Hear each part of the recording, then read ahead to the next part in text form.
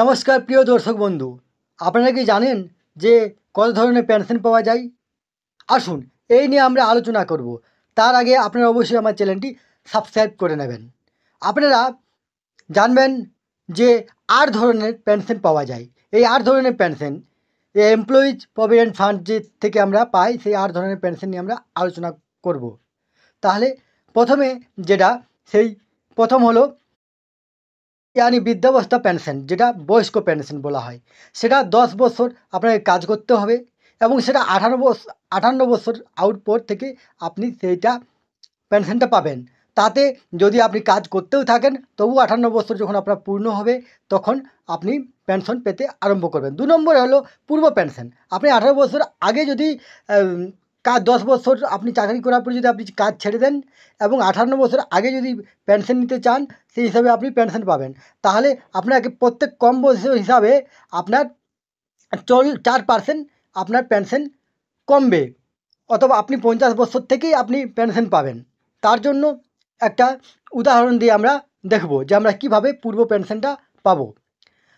তাহলে পূর্ব পেনশন পাওয়ার জন্য প্রথমে প্রত্যেক বছর, যেটা বললাম, প্রত্যেক বছর কম হিসেবে আপনার ৪% কম হবে। এরপরে দেখুন, আমরা একটা উদাহরণ দিয়ে আমরা দেখব জিনিসটা, যে আপনার যখন বয়স, মনে করে আপনি ৫৮ বছরে ১০,০০০ টাকা পাচ্ছেন, সেটা আপনি ৫৭ বছরে নিতে চান, ১ বছর আগে, তাহলে আপনার ৪% কম হবে, তাতে আপনি ৯,৬০০ টাকা পাবেন। আপনি যদি ৫৬ বছর নিতে চান, তাহলে আপনি ৯,২১৬ টাকা পাবেন। এবার ৩ নম্বর পেনশন, যেটা ডিসেবলমেন্ট অথবা প্রতিবন্ধী পেনশন যেটা বলা হয়, সেই পেনশন যদি আপনি কাজ করা করে কোনো হিসাবে প্রতিবন্ধী হয়ে চাকরি ছেড়ে দিলেন, তাহলে আপনি সেই পেনশন পাবেন, এবং সেটা সারা জীবন পর্যন্ত আপনি পাবেন।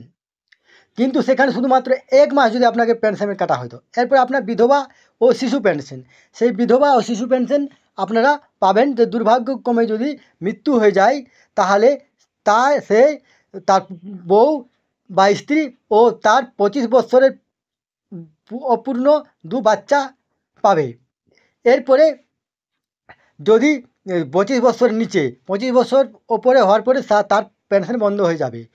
এরপরে যদি তার যদি আরও ৩ ছেলে বা ৪ ছেলে থাকে, তাহলে ২৫ বছর পূর্ণ হবে, সেই বন্ধ হবে, তারপরে পরবর্তী ছেলে আবার সেই পেনশন পেতে শুরু করবে। এরপরে আপনার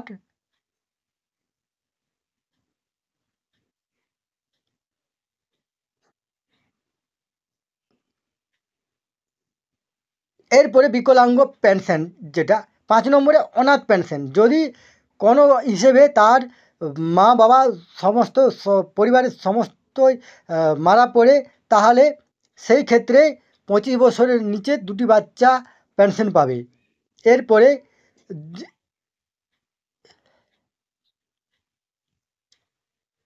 এরপরে যে সিস্টেম, যে একজনের ২৫ বছর পূর্ণ হওয়ার পরে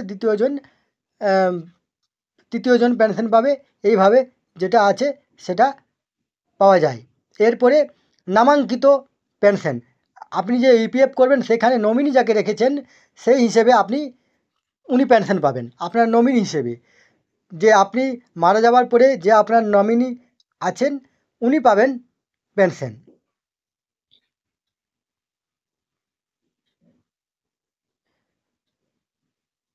৭ নম্বর হলো আশ্রিত মাতা পিতা কো পেনশন। এরপরে এক সদস্য মৃত্যু হওয়ার পরে তাকে যে লালন পালন করবে, সেই পরিবারের সেই আশ্রিত পিতামাতা পেনশন পাবে। যদি তার কেউ থাকে না, সেক্ষেত্রে তার আশ্রিত পিতামাতা পেনশন পাবে। এই সমস্ত তথ্যগুলো আপনাদের সাথে শেয়ার করলাম।